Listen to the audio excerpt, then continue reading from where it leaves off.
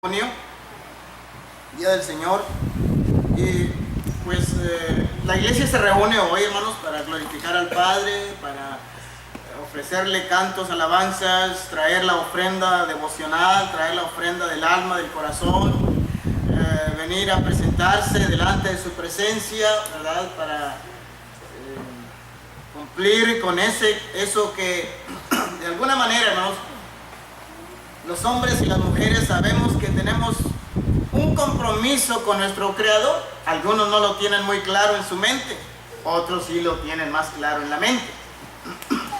Entonces, de aquellos que tienen este compromiso más claro en su mente, saben a qué me refiero. Y hoy, hermanos, en esta mañana, pues en la hora del sermón, es cuando Dios nos habla ahora. En nuestras oraciones, nosotros le hablamos al Padre, le hablamos a Dios. En nuestras alabanzas, ¿verdad?, se las dirigimos a Él, le hablamos a Él. Pero en el momento del sermón, hermanos, cuando Dios nos habla a nosotros. De manera que en todo momento, tanto cuando nos estamos dirigiendo a Él, como cuando Él se está dirigiendo a nosotros, pues nuestra más fina atención, ¿verdad? Nuestra más fina atención, nuestra más fina reverencia, ¿verdad? Hasta donde sea posible, ¿verdad? Hasta donde sea posible. Y hoy en esta mañana nuestro hermano Francisco Hernández nos visita de Huntsville, una más de tantas visitas que nos han hecho por acá, cosa que le agradecemos, hermano Francisco, hermana Rosa, Dios les bendiga, gracias por andar por acá. Y como nuestro hermano Francisco, pues ya le conocemos como un varón que en la iglesia predica, sirve en la enseñanza. Ya en el pasado que nos visita lo hemos invitado para que nos predique, ¿verdad? Y pues hoy no será la excepción, ¿verdad, hermano Francisco? Así es que ahí, así discretamente le dije, hermano, ¿va a predicar? Sí, ya está el compromiso, ¿verdad? Ya está el compromiso. Yo traigo mi lección de domingo, pero me la voy a guardar, ¿verdad?, para en la siguiente actividad. Así es que, hermanos, hermano, solamente 15 minutos más. Aquí somos bien puntuales, bien puntuales. Si usted trae un sermón de 45 minutos, usted le sigue, porque nosotros a las 11 nos vamos. No nos dejen encerrados, ¿eh? No, mi hermano. Es una broma. Una broma que se la aprendí a alguien más, que cosas así, ¿verdad?, con el tiempo y todo eso. Queremos darle a la palabra del Señor, hermanos, sobre todo cuando Él nos está hablando, de hecho, darle. No sé si usted se vino almorzado, y si no, yo sé que ya para esta hora le está moviendo el estómago, pues aguántese, porque el Señor nos hablará en esta mañana, a través de nuestro hermano Francisco. Así que, hermano Francisco, Dios me lo bendiga, Dios me inspire.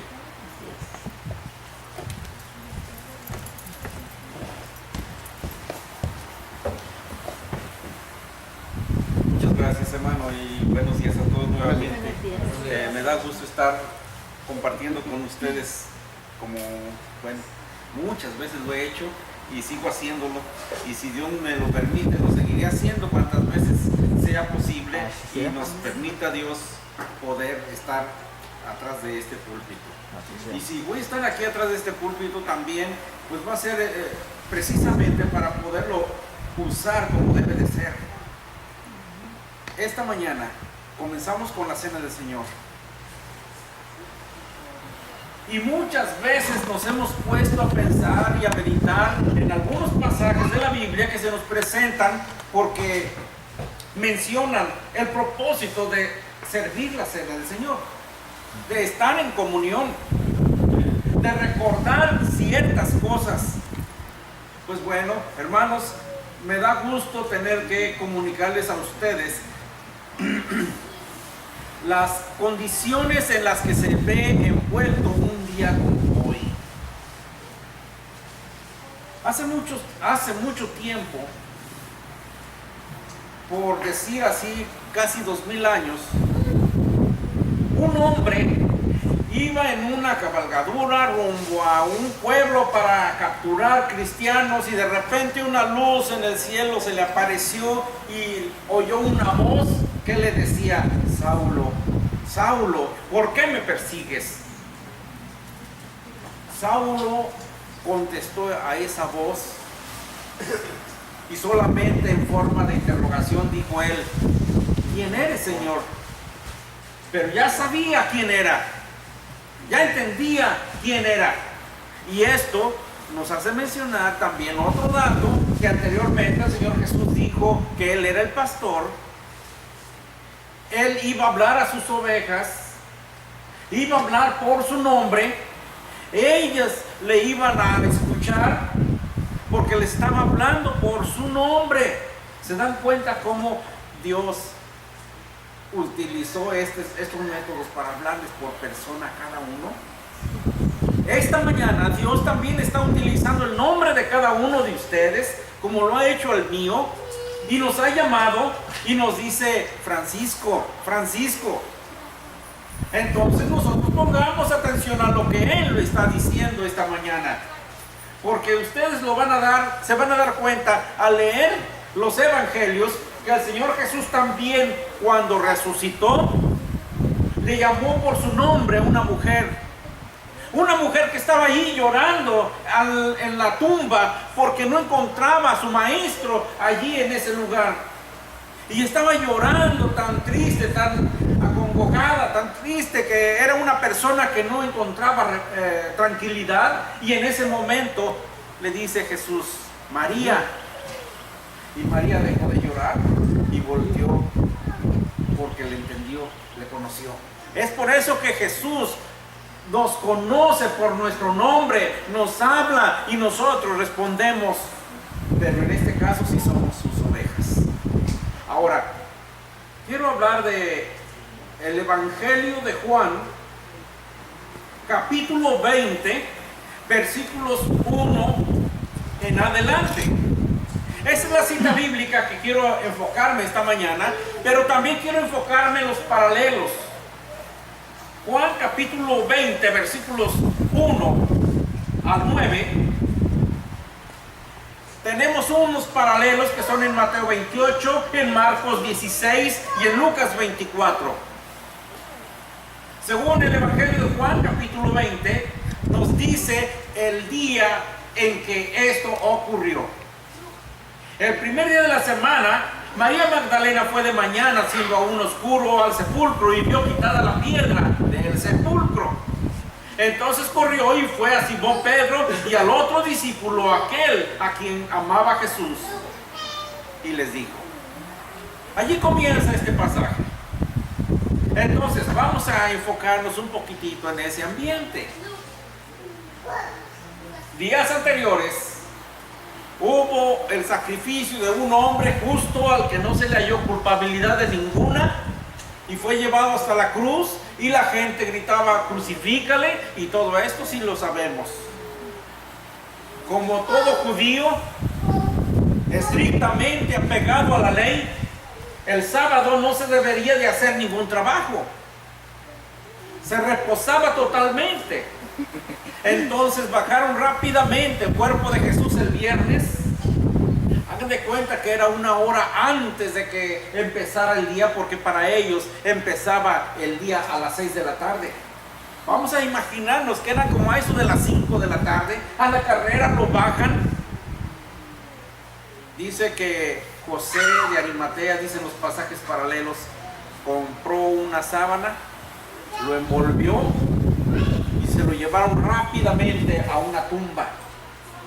Lo pusieron en una tumba labrada en la piedra, dicen los diccionarios, dicen los comentaristas, en la pura roca sólida. Una roca en la cual me llamó la atención y dije: ¿por qué en una roca?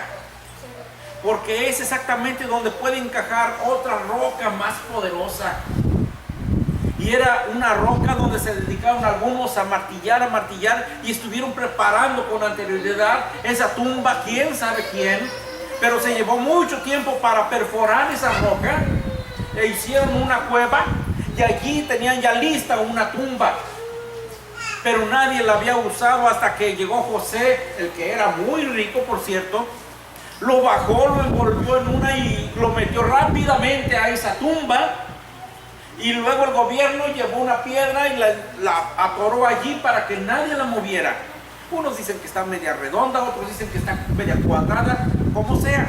Pero sirvió para tapar esa tumba. Y puso 2 guardias para que vigilaran que nadie entrara, nadie saliera. Pero dice esta versión que el primer día de la semana, ¿cuándo fue? El primer día de la semana, o como dice, el primero, el número 1 de la semana, era el domingo. El domingo, por supuesto, comienza a las 6 de la tarde. Ellas estuvieron preparando los ingredientes antes de ir a la tumba. Quiero pensar, según las versiones paralelas que les acabo de mencionar, aquí en el Evangelio de Juan dice María Magdalena. En el Evangelio de Lucas aparecen 2 mujeres. En el de Mateo. En Marcos aparecen 3 mujeres. En fin, estamos dándonos cuenta que en varios pasajes hay muchos datos que tenemos que mezclarlos ahorita y poder dar cuenta de lo que está ocurriendo. Entonces, prepararon todas estas cosas y luego pasó la noche. Ya era domingo. Pero dice la escritura aquí que fue de mañana siendo aún oscuro. Según los datos que estamos recabando aquí en la información que tenemos de la escritura, María Magdalena es aquella mujer que nos dicen las escrituras que era una mujer a la que el Señor Jesús le sacó un montón de demonios. ¿Qué es lo que hace que nosotros madruguemos, hermanos?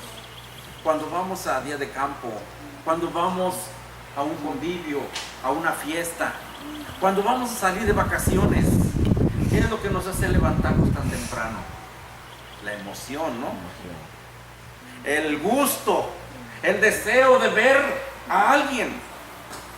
Hombre, cuando los niños le dicen, nos vamos a ir mañana a la playa. No duermen.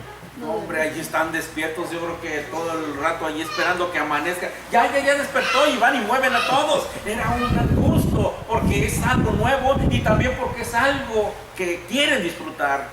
Esta mujer, dice la escritura, que fue de mañana. No esperó siquiera que saliera el sol, sino que iba muy temprano para ver algo que ella quería. En primer lugar, ella consideraba que iba a llegar porque llevaba los ungüentos y aceites, todo lo que utilizan para la preparación de dar una buena sepultura a alguien, y llegó con Jesús porque era un amigo de él y era el que la había sanado. Hoy en nuestros días, para una persona como tal, María Magdalena, estaríamos pensando que es una enferma mentalmente, que psicológicamente no está bien. Esa es la medicina moderna lo que califica. En el tiempo de Jesucristo se hablaba de demonios. Y por eso el Señor Jesús llegó y sacó demonios y los sanó. Los que no quieren creer de ese testimonio de María, la tildan de loca. Pero María estaba consciente, porque si ustedes analizan el pasaje, estaba llorando porque miró algo allí en la tumba, estaba vacía. Lo que se ve allí dentro de la tumba es tan importante, porque cuando llega María, esta mujer va al amanecer, porque es lo primero que debemos de hacer, atender al Señor. María estaba profundamente agradecida por lo que había ocurrido en su vida. Así fue. Y cuando nosotros no estamos agradecidos, llueva, truene, relampaguee, lo que sea, nos quedamos en casa. No nos interesa Cristo para nada. Pero cuando usted, como yo, hemos sido perdonados de nuestros pecados, entonces sentimos una necesidad de agradecerle a aquel que nos salvó. Así es, y esa es la enseñanza que encontramos en esta mujer. Luego sigue diciendo la escritura que ve la tumba abierta. Hubo algo también allí que ocurrió, porque la piedra estaba movida. Y según los versículos que a continuación leemos, en el versículo 3 dice que salió Pedro y el otro discípulo y fueron al sepulcro corriendo.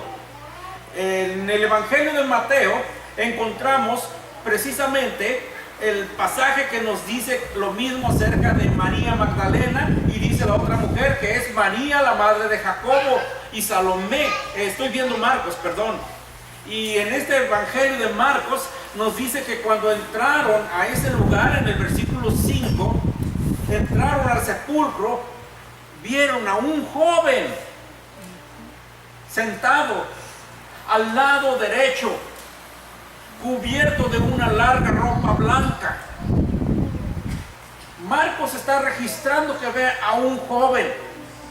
En el Evangelio de Mateo encontramos que para ese momento hubo un gran terremoto, y dice la Escritura que un ángel del Señor removió la piedra.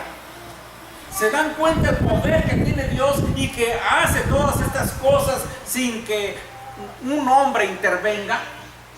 Para mover esa piedra no puede hacerlo uno solo, pero un ángel pudo, porque viene en el nombre del Señor. Así es. Abre la tumba para que puedan ver lo que hay adentro. Así como en el templo, cuando el Señor Jesús murió, se rasgó la tela de en medio que dividía el lugar santo del lugar santísimo, para que todos vieran la profundidad de ello. Lo que nunca habían visto, ahora lo pueden ver. Así fue. Así ahora encontramos que la tumba está abierta, para que vean que ya no está el que murió, que ya no está el que dejaron allí. Y luego también Mateo sigue diciendo que cuando vieron a esa persona, como en este caso el ángel, describe versículo 3, Mateo 28:3, su aspecto era como un relámpago y su vestido blanco como la nieve. Ahora, lo que a continuación viene después de esta descripción es lo que se da pie para que se arme por allí un cuento entre el gobierno de ese momento y frague el plan de un robo. ¿Por qué? Porque el gobierno no quería que se supiera que el Señor Jesús había resucitado. Y entonces lo que a continuación viene es el principio de un plan. ¿Por qué? Vean ustedes, versículo 4, Mateo 28:4 dice: y de miedo de él, los guardias temblaron y se quedaron como muertos. Más adelante dice que estos se fueron y le dieron aviso a las autoridades. Y tenían tanto miedo que hasta el gobierno les dijo: no, miren, ahí les va estas moneditas, algo típico de la época de ahora, ¿no? Ahí les va este chequecito, o ahí les va esta feriecita, y digan esto, fraguando un plan para que dijeran todos que vinieron los discípulos de Jesús y se lo robaron. Un plan que se viene al suelo totalmente, porque el ángel le dice a las mujeres: no teman ustedes, porque yo sé a quién vienen a buscar. Vienen a buscar a Jesús, pues no está aquí. Y no está aquí porque ha resucitado. En el Evangelio de Lucas nos dice la Escritura que en el capítulo 24 de Lucas y en el versículo 4 dice que se pararon junto a ellas dos varones con vestiduras resplandecientes. Ahora, un varón, un ángel. Lucas dice que dos varones. Todo esto vemos la presencia de Dios, la gloria de Dios, el cielo mismo en la tumba. ¿Por qué? Porque son los que están dando testimonio del poder de Dios en esa tumba. Ahora, no es todo lo que podemos entender solamente, pero fíjense, vuelvo al principio. Era el primer día de la semana. Un día como hoy, fue al amanecer. Bueno, ahorita estamos ya a la mitad del día. Pero al amanecer, esta mujer y las demás mujeres y los dos discípulos que fueron corriendo se dieron cuenta de lo que había ocurrido, porque la tumba estaba abierta. Y si esto no lo entendemos desde un momento que nosotros vamos a ser bautizados, entonces estamos atrasados. Porque esto es básico, esto es la base de nuestra fe. Porque si no tenemos fe en que Él resucitó, vana entonces es nuestra fe. Porque para ser cristianos necesitamos creer que Jesús ha resucitado, que ha dejado la tumba vacía y que fue el día primero de la semana y que hubo muchos testigos y que no solamente los hombres que estaban vivos dan testimonio de ello, sino también la gloria de Dios que bajó en estas personas que estuvieron presentes para decirnos: no está aquí, ha resucitado. Yo sé a quién buscas, pero no está aquí, no lo busques más. Bueno, con todo esto que ha ocurrido aquí, nos damos cuenta, y volviendo nuevamente al Evangelio de Juan, dice el capítulo 20, versículo 5, que cuando llegó Pedro y Juan, bajándose a mirar, vio los lienzos puestos allí. Dice que Juan vio eso, pero no entró. Los pasajes paralelos nos hacen ver la relación de paso por paso de esas cosas. Juan venía corriendo, unos dicen que porque era más joven, y es cierto, más ágil, más hábil. Pedro venía un poquito más atrasado, pero al saber que no está en la tumba, aparece un signo de interrogación: ¿dónde está? ¿Qué pasó? Si apenas hace 2 días lo enterramos. Bueno, ya es el tercer día, porque ahora es domingo. Lo enterraron el viernes, el sábado no se hizo nada, y el domingo apenas está amaneciendo y ya no está. Entonces Juan llegó corriendo y se asoma por allí y dice: vio los lienzos puestos allí, pero no entró. Luego Pedro viene, entra al sepulcro, ve los lienzos que están allí, y dice el versículo 7: y el sudario. El sudario es una especie de venda que le ponen en la cabeza para conservarla allí. Pero una persona que muere, le ponen, cuando lo van a guardar un poquito así, como en el caso de los judíos, que José de Arimatea tuvo que comprar tuvo que comprar una sábana y la envolvió, es de lino, porque era rico, el lino no es muy barato. La compró y lo envolvió y se lo llevó así, y le pusieron una especie de venda en la cabeza que le llaman sudario. Sudario es una palabra griega que viene de la palabra también sudor, y que es lo que nosotros usamos en un pañuelo, es un trapo para limpiarnos el sudor. Entonces eso es lo que pusieron en Jesús alrededor de su cabeza, para capturar el sudor que suelta el cuerpo, porque una vez muerto empieza a soltar el líquido, el agua, que en este caso se empieza a deshidratar el cuerpo, y eso es lo que se queda impregnado en las telas que están envolviendo a Jesús. Entonces dice la escritura que los discípulos, cuando llegan a la tumba, entonces Juan solamente ve y no se mete, pero Jesús sí, Pedro sí se mete y ve allí el sudario. Pero ahora aquí lo increíble de todo esto, que para muchas gentes es increíble, para nosotros es verdad porque lo creemos, y es una forma grandemente que me hace sentir orgulloso de ver esas cosas. A veces decimos: si yo hubiera estado allí, yo hubiera hecho esto. No, es mentira, porque es lo mismo ahora. Si usted sabe la verdad y hoy no viene a la iglesia, ¿de qué sirve? Es una mentira que a veces decimos. A mí me gustaría estar, si hubiera estado en ese tiempo, me gustaría haber estado allí viendo todo. No, porque tampoco vienen a ver lo que es la predicación del Evangelio. Entonces volvemos a nuestra época. ¿Qué pasó con esas cosas? Dice una especie de enseñanza a raíz del griego, que cuando el Señor Jesús fue puesto en esa tumba, quedó envuelto, y su envoltura quedó allí. Entre semana le estaba mostrando a mi esposa cómo puede una envoltura estar así, y se la hice con papel aluminio. Le hice como una especie de taquito, lo puse sobre la mesa y le dije: más o menos así es la forma en que el Señor Jesús desapareció. Porque estando envuelto en esa tela, la tela estaba así. Y cuando Él desaparece, ¡zas!, quedó allí. Nadie la movió. Si ustedes registran la escritura, los 4 pasajes del Evangelio, se van a dar cuenta que allí estaban esas telas. Allí estaba lo que envolvió al Señor Jesús, el cuerpo. Y solamente, como dicen las escrituras, estaba lo de la cabeza, separado, aparte.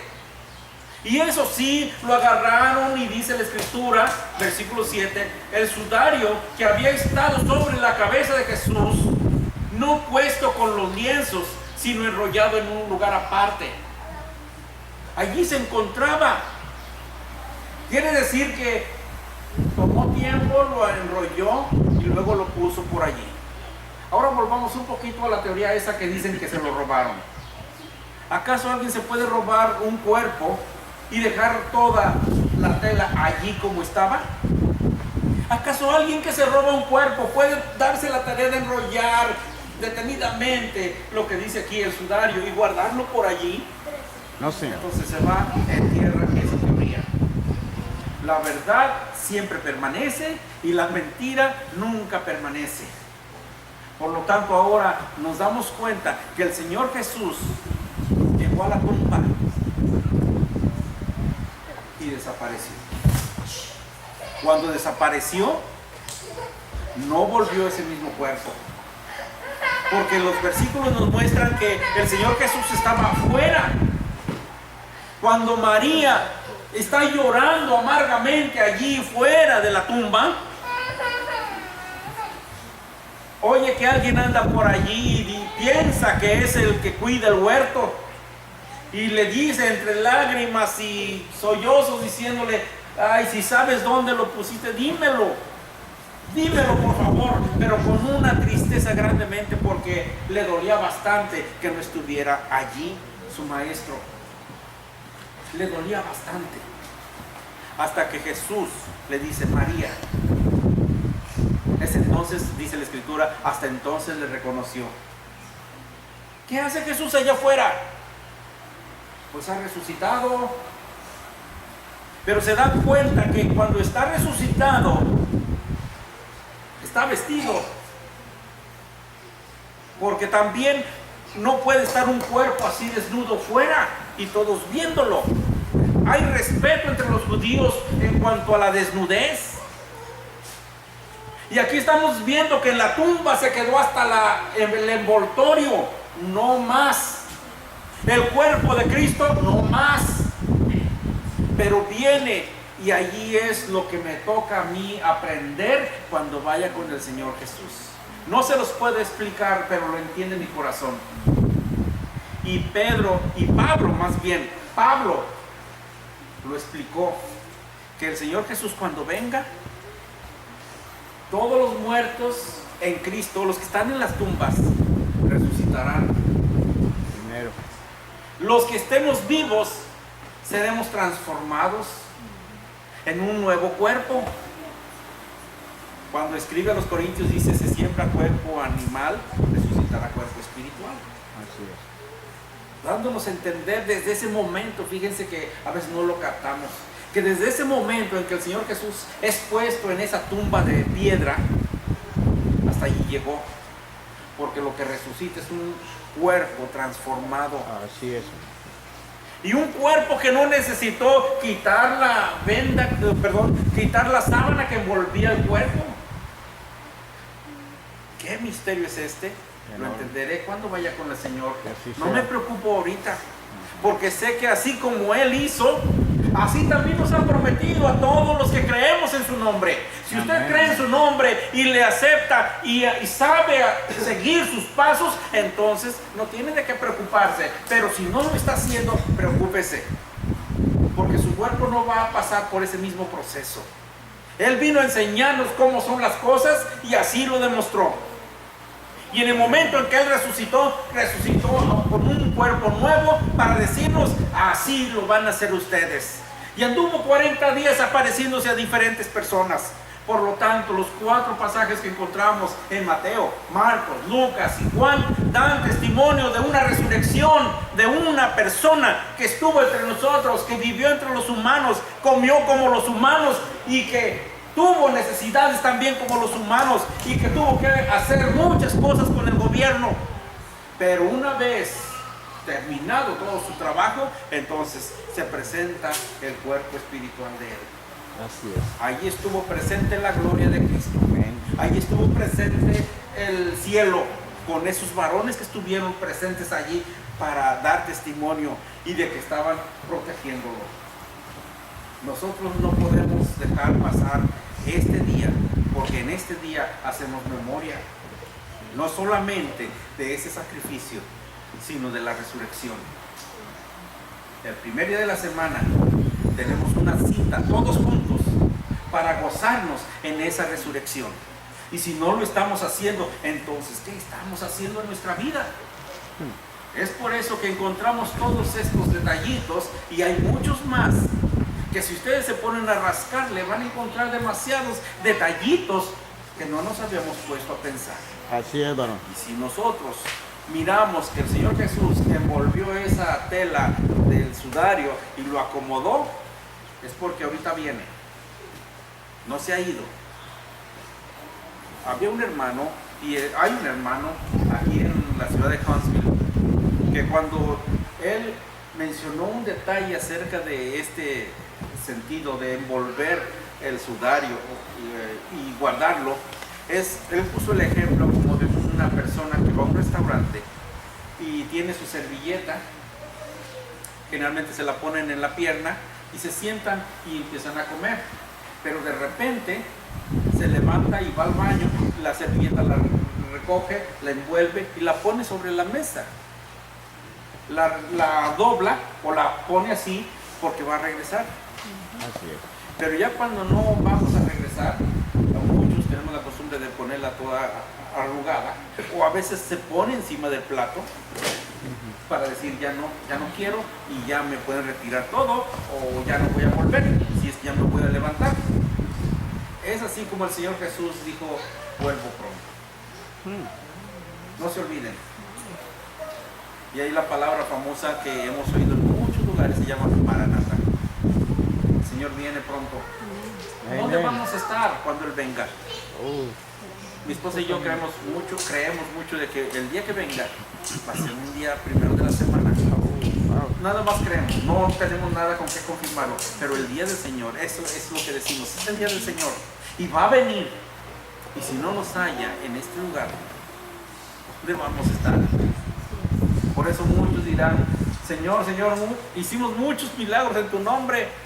Nunca los conocí, porque nunca estuvieron el día que deberían de estar, en el lugar que deben de estar. Hoy estamos aquí y solamente es lo único que nos resta decir: Señor, ven pronto. Amén. Que Dios les bendiga, hermanos, y les lleve con bien en los días que queden de su vida. Amén. Dios les bendiga. Gracias.